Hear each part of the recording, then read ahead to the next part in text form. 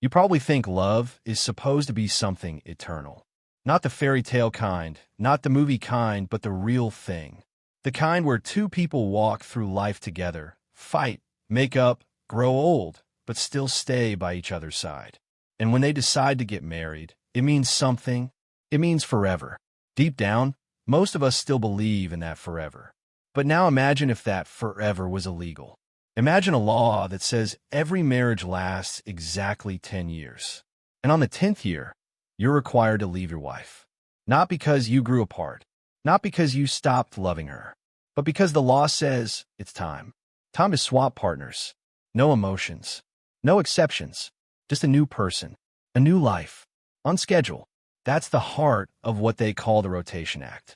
A law passed, supposedly, to free people from possessiveness, from abuse, from the fear of being trapped in an unhappy marriage forever.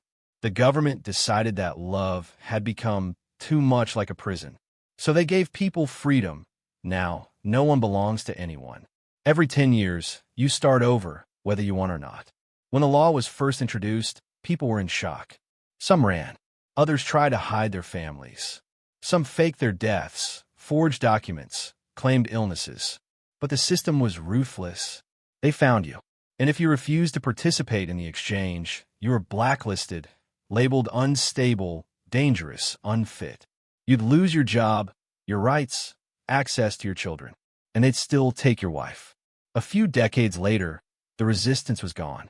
All that was left were rules. Weddings became quiet, almost procedural. No vows, no tears of joy, just a signature on a form and a mental countdown, the day it would all end. People became afraid to get close, afraid to love, because every touch, every routine, every "I miss you" was a reminder, this won't last. The person next to you is just passing through. At best, for 10 years. At worst, you fall in love and start counting the days until the loss. And yet, people still fell in love. Because it's impossible to live without hope. You might think you can stay cold, logical, detached. But then she laughs at your dumb joke.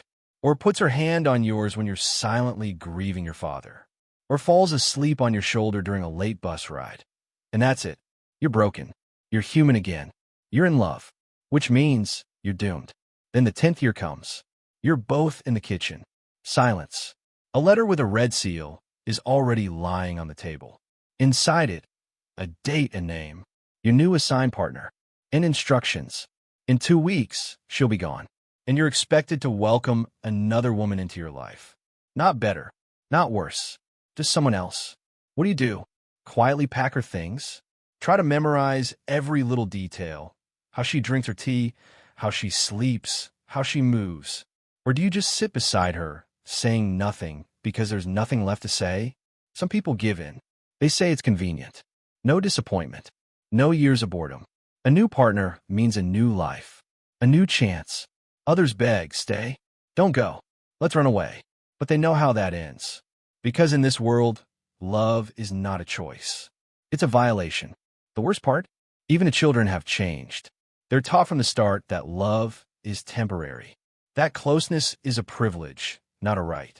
That holding on to someone is weakness. They're not told stories about happily ever after.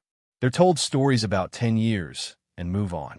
Sometimes, in the quiet of the evening, you start to wonder, maybe there's some logic to it. Maybe this really does mean less pain.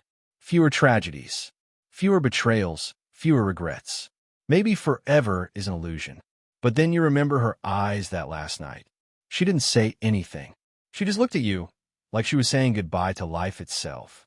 And that's when you realize no law can replace choice. Because love isn't a deadline. It's not a contract.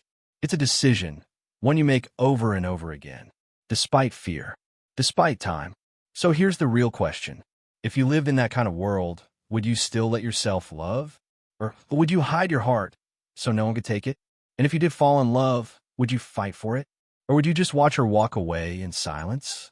And most of all, who would you become after that?